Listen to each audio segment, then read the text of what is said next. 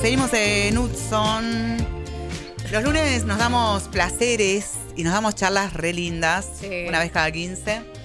Hoy le tocaba venir, así que bienvenido Ariel Sánchez, director de promoción de masculinidades para la igualdad del Ministerio de Mujeres y Diversidad de la provincia de Buenos Aires. Hola. Hola, Ari. Bienvenido. No ¿Cómo todos estás? los lunes los odiamos, entonces. No todos los lunes los odiamos. Los que lunes está que Ari, venís no. vos. Claro. No, para mí está buenísimo ponernos a charlar un rato. Hablar un poquito. Hablar un poquitito.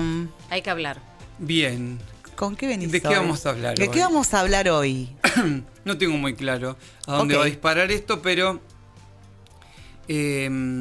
no, quiero hablar un poco, en realidad, lo que a mí me disparó, Ok. o nos viene disparando, digamos, a varias personas con las que venimos conversando, venimos trabajando con varones, o venimos pensando, digamos, que es lo que...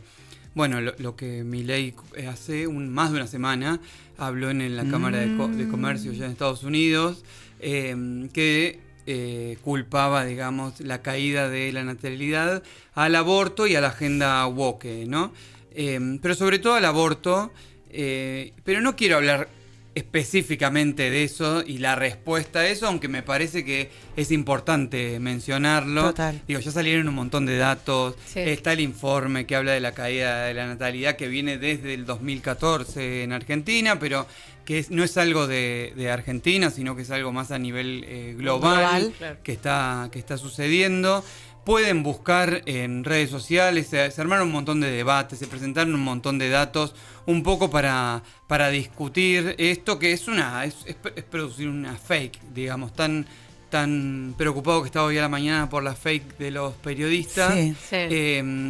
Su discurso es eso, digamos, una noticia que no tiene ningún dato, que simplemente le sirve para seguir anudando en contra de las agendas. El problema son las aborteras. Bueno, exactamente, y así va metiéndose con un montón de temas que quiere atacar justamente. Eso ya fue bastante discutido.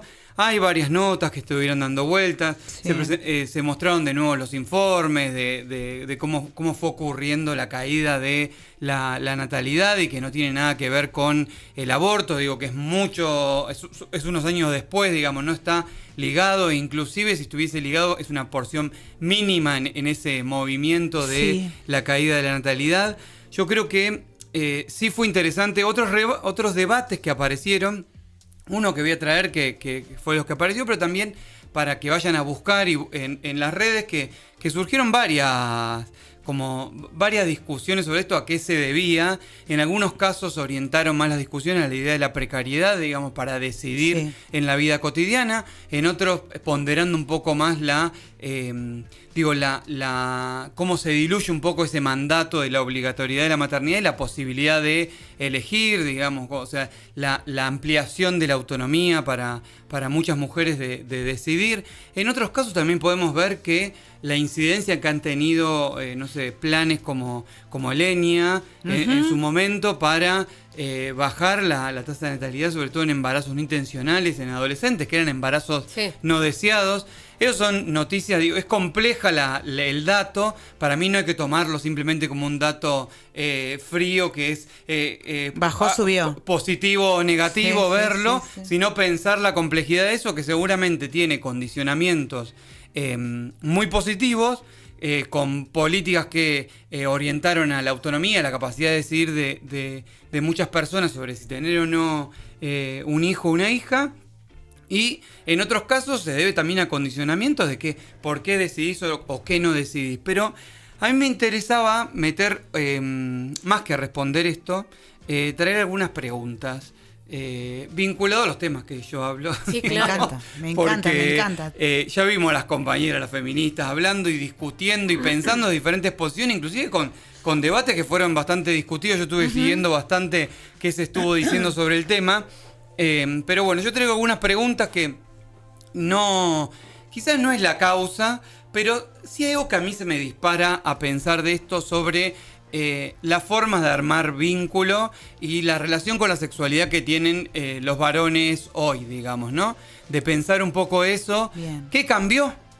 qué trae esta época, qué trajo, qué incomodidades, qué incertidumbres, qué problemas, qué dilemas les trae en la vida cotidiana, digamos, qué le está pasando a los varones, sobre todo los varones cis heterosexuales, con los vínculos. ¿Qué está pasando con los vínculos heterosexuales en algún punto? Qué linda pregunta, ¿eh? No voy a hablar acá como... No soy sexólogo ni especialista que da tips para ver qué está pasando, sino me preocupa como problemática social, si se quiere, ¿no? Como algo que está sucediendo ahí, que lo rastreo en narrativas de la vida cotidiana, en conversaciones con varones cuando estoy trabajando, pero también en conversaciones con amigas, en la vida cotidiana, haciendo etnografía en mi propia, vida cotidiana. Yo había armado algunas preguntitas y es, bueno, ¿qué le está pasando a los varones en sus vínculos y en sus relaciones con su propia sexualidad? Hablan de estos temas, están cómodos, se han adaptado a los nuevos tiempos, entre comillas, ¿no? Les pegó en sus vidas íntimas, pero también en sus vínculos, los feminismos, por ejemplo, y todas las incomodidades que trae, y también los lugares diferentes empiezan a ocupar muchas de sus compañeras, digamos, y pares generacionales en la vida cotidiana con respecto a su sexualidad, a sus cuerpos, a la decisión sobre sus cuerpos, a la discusión sobre el consentimiento, violencia, cómo se dan, digamos, esos vínculos sexuales, pero también como pega cierta crisis de la material, ¿no? Como en esas decisiones, en ese lugar que ocupan, en la posibilidad de ocupar un lugar como de certeza, de control, ese lugar que parece que siempre habían ocupado, que si no estaba dado por cierto despliegue en la vida sexual cotidiana pública, podía llegar a estar dado por cierta certeza también económica, en el lugar que iba a ocupar o por el proyecto económico. Todo eso se vio un poco en crisis, digo, una crisis medio desde lo material económico en la vida cotidiana, de proyección en términos económicos, laboral, pero también se ve en crisis en términos simbólicos, digo, qué lugar deben ocupar ahora, y esto ya lo venimos viendo desde hace rato, digamos, ¿no? Esta pregunta, digo, no traigo ninguna certeza.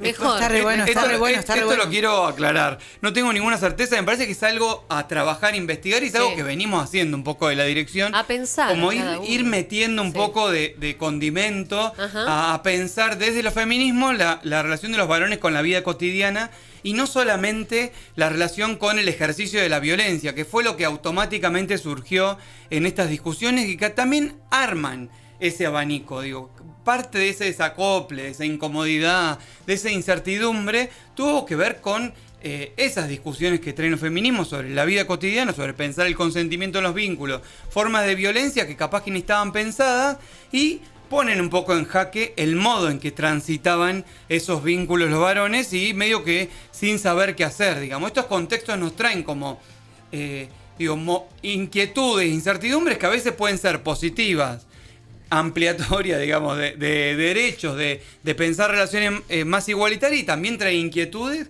que son del orden de lo material, que no están buenas, digamos, y no son parte de esos feminismos.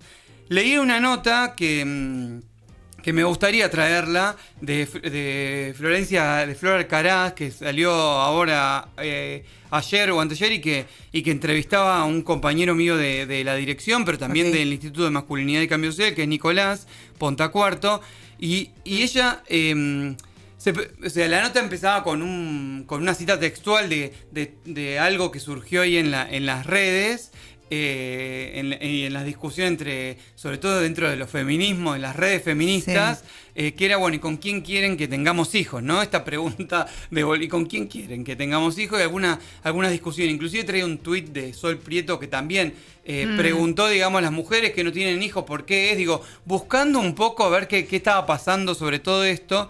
Y ella trae un tema que ya viene trabajando Florencia, que a mí me interesa, que es como habitamos una época de desencuentro heterosexual, dice, y de recesión sexual. Total. ¿No suena lógico entonces que existan dificultades para la reproducción? Totalmente. Y no sean únicamente biológicas? Y me parece que esto es lo interesante para pensar, digo, ¿no?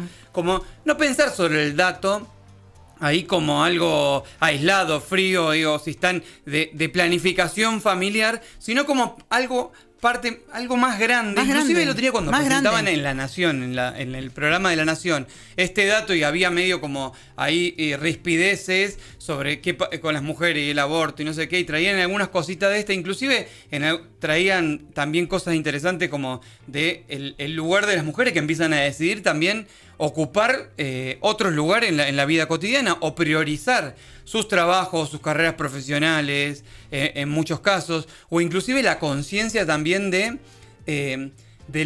la responsabilidad que tienen luego sobre el cuidado. Total. Y la carga económica y mental que implica eso.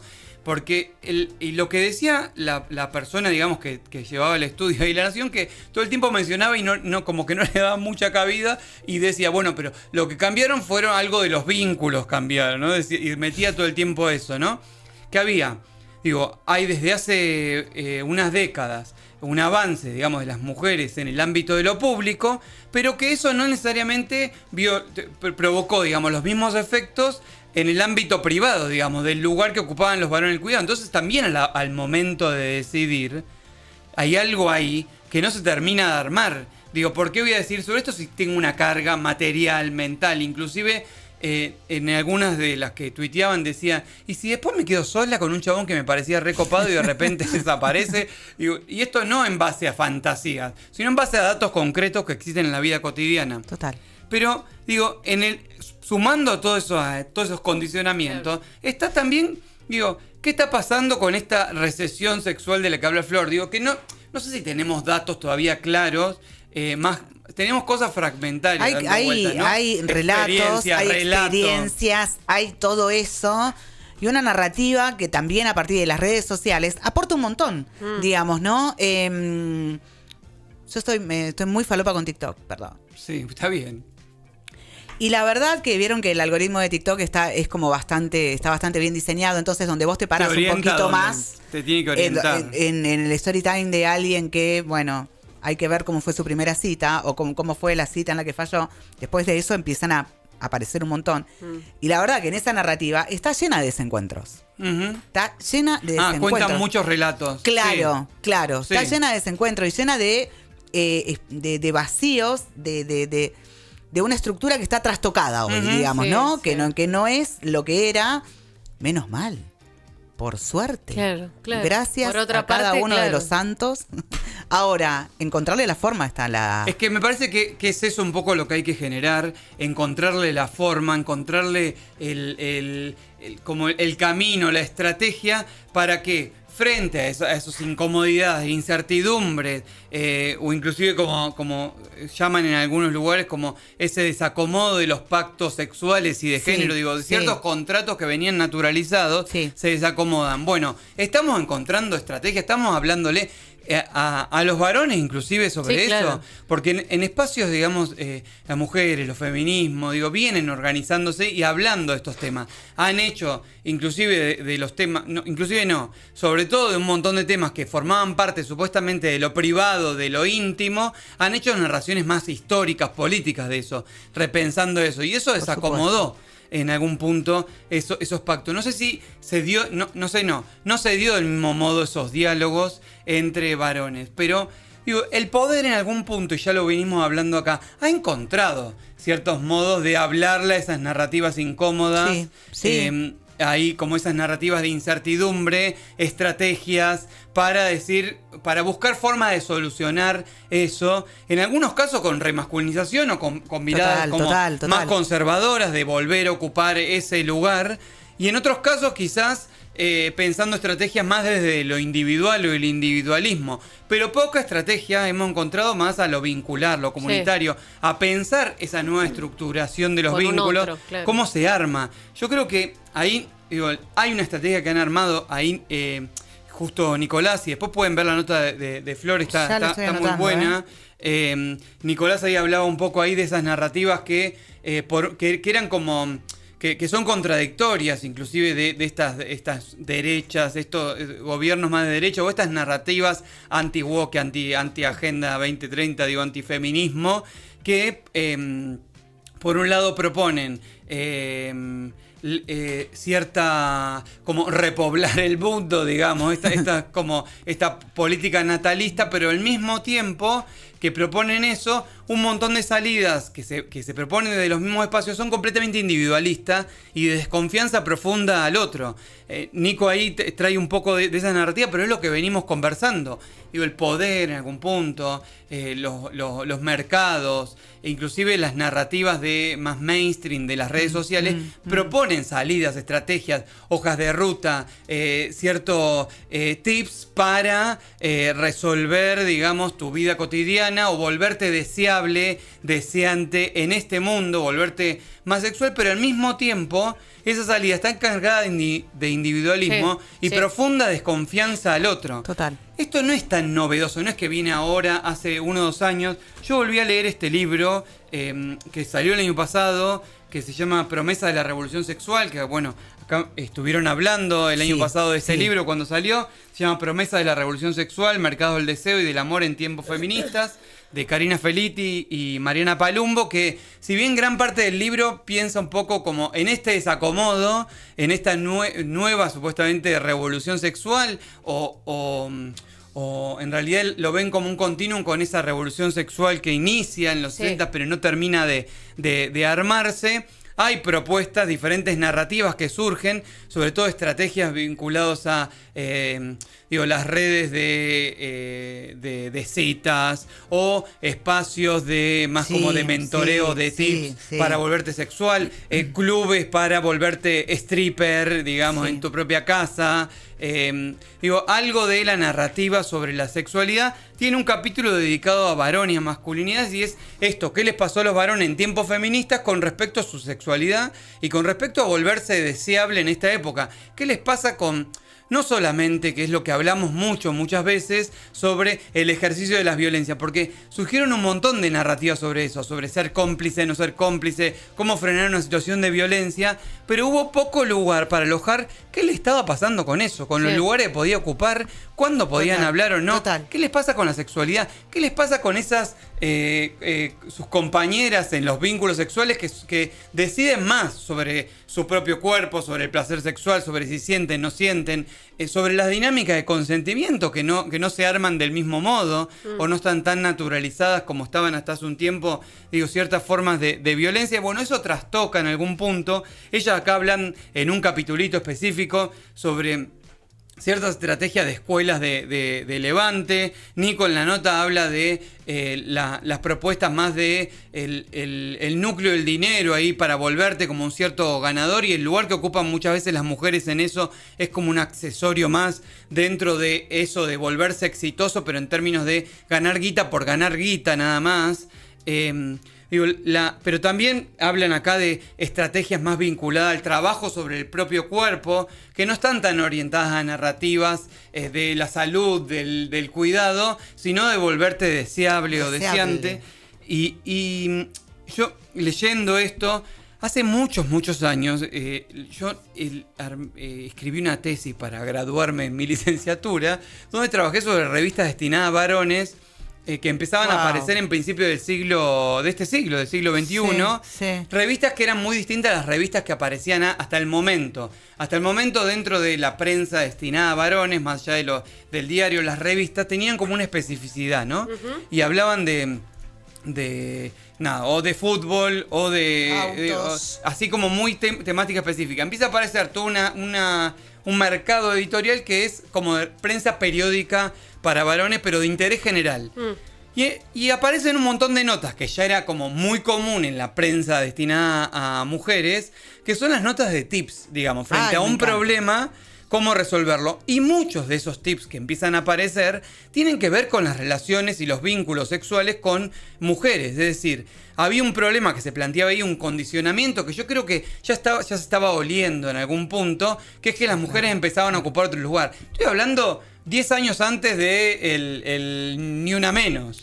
No estoy hablando de masificación de feminismo, así que ni me quiero imaginar ahora la cantidad de tips y estrategia, y por eso también responde de ese modo esas estrategias. Pero aparecía algo en ese momento que había una frase muy común en una de esas revistas que era como ya no la teníamos atada en algún punto, ¿no? Entonces, ¿cómo provocar cierto deseo? ¿Cómo volverse consumible en este mundo para, con cierto cinismo, volver a tener atada, digamos, ¿no? Como hacer que hacer que la vas a escuchar, hacer que tomás en cuenta ciertas cosas.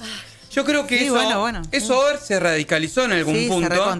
Digo, y hay que pensar estrategias que no sean desde el individualismo, como sí están pensando claramente esas narrativas más hegemónicas, más vinculadas al poder, a la presencia fuerte en la vida cotidiana del neoliberalismo, ¿no? De la hiperresponsabilidad individual, estas narrativas vinculadas, volverse un cuerpo deseado, consumible, un cuerpo mercantilizable que pueda vender, volverse la propia marca, volverse dinero en algún punto, tiene que ver con tu responsabilidad sobre eso, por si vos no te levantás a esa hora, o no haces tantos burpees, o no sé cuánto, vos sos el culpable un poco de volverte no deseable. Y al mismo tiempo, digo, todas estas narrativas que enseñan en los espacios de seducción, que no quiere decir que todos los varones estén yendo ahí, lo que sí habla un poco es de que esa incertidumbre, ese fantasma está circulando, y yo creo que hay que pensarlo, hay que dar lugar por lo menos a la pregunta, y no pensarlo solo en términos de una narrativa simplemente de la violencia donde hay un víctima y victimario. Para mí hay que sacarla de ese lugar, porque no sé si vamos a encontrar salidas comunitarias y colectivas a esto, ¿no? Si yo pienso que la desaparición de los chabones cuando que juegan a full en chateando, ¿no? Casi son novios, promesas de no sé cuánto, y después desaparecen en algún punto. Temen a veces los encuentros reales, reales no, físicos, digamos, claro, ¿no? Encontrarse cara a cara presencialmente, digo, desaparecen ahí. Y esto lo tomo en base a la narrativa, no solo que veo en redes sociales, en notas que se producen sobre eso, sino en esto que dice esta recesión que habla Florencia, sino en relatos de amigas, ¿no? Como que no comprenden bien un poco qué está pasando. Para mí hay que meterle alguna pregunta a eso y empezar a hablar, digamos, bueno, ¿qué está pasando, digamos, ahí, no? Devolver esas preguntas, que la nota termina un poco, bueno, ¿ellos qué piensan de esto? Y no solo de la paternidad, sino que esto de la baja de la natalidad nos sirva para hablar de los vínculos también, o que dispare también estos temas que me parece que son importantes y es lo que no terminamos de tejer y no terminamos de profundizar y sí se están generando desde otros lugares, como diría, más individualistas, más hiperresponsabilizantes, inclusive de mayor desconfianza hacia el otro. Se están, digo, que me va a cagar, o qué es lo que quiere, digamos. Seguro que, o sea, como hay algo siempre de desconfianza hacia el otro que condiciona, obviamente, cómo voy a tener los vínculos, o inclusive anticipa preventivamente el modo en que voy a accionar frente a eso. Totalmente. Y eso es complejo, digamos, para pensar los vínculos, cuando los feminismos traen otras formas de pensarnos y otros vínculos, y también podemos armar eso para que los varones piensen en esos miedos, esos temores, y no solamente el modo en que ejecutan violencia, porque a veces, sin duda, a veces hay formas de ejecución de violencia que lo que quieren es volver a instaurar esa conservación, ese lugar que tenían. A veces son manotazos de ahogado frente a la incertidumbre, antes de que quedar como ese lugar de incerteza, como el lugar de que no está manejando la situación, prefiero yo ejercer, digamos, esa humillación, esa violencia, o desaparecer, justamente. Y esto no solamente, obviamente no vengo a hablar acá como consultor de terapias matrimoniales. Claro, sino al contrario, porque me parece que es sintomático de los vínculos y de cómo construimos los vínculos y si podemos encontrar salidas más colectivas y comunitarias a eso que está en ebullición. Inclusive, convocar a esos lugares que lo están convocando desde el individualismo y la desconfianza del otro. Y para mí eso es lo que va profundizando y en lo que más debemos temer, digamos, cuando, inclusive en situaciones de crisis materiales, de vida cotidiana, laborales, pero también de incertidumbres identitarias, simbólicas,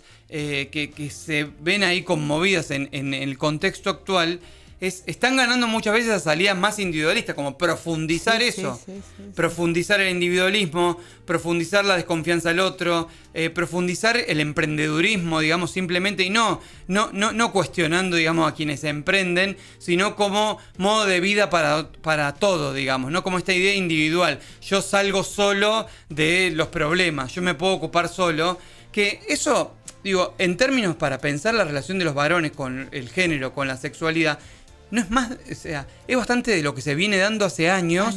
Y de lo que le vienen diciendo a los varones hace mucho, que de los problemas se sale solo, callado y no hablando con los otros, y un poco conmover esa escena también es habilitar la palabra de lo colectivo, inclusive cuando no estemos de acuerdo con la salida que toma, ¿no? Que es individual, escaparse es individual, el ghosting, el no sé cuánto, todas las palabras que no las conozco mucho, todas esas palabras, es no individual, es liberal.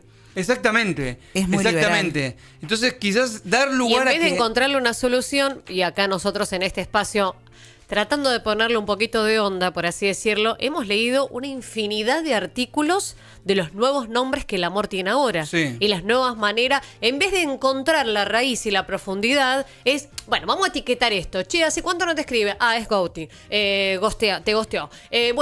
Ahora las parejas se llaman de esta manera, las que se ven solo los fines de semana. Es etiquetar y rotular en vez de tratar de encontrar una solución. Que está buenísimo que armemos nuevas formas de vínculo, de amor y que eso se haya conmovido también. Claro, pero el único posible. algo eso. Pero el tema es pensar también que hay miedos, hay incertidumbre, hay narrativas que hoy están obturando la posibilidad de hablar sobre estas cuestiones y resolverlas colectivamente también, estas cuestiones, que es un poco esa de apuesta y estas preguntas que traía. No tengo ni idea de certezas. No sé hacia dónde tienen que ir o no los varones, ni le estamos proponiendo algo ni desde el Estado provincial, ni de las organizaciones, ni de ningún espacio que venimos discutiendo sobre varones, masculinidad de género. Tenemos claro de qué identidad. Lo que sí sabemos que las narrativas que vayan hacia lo individual, la hiperresponsabilización, la desconfianza e inclusive el odio hacia las otras personas, y que el miedo, la angustia se transforme en odio, van a profundizar, digamos, más las formas de violencia, humillación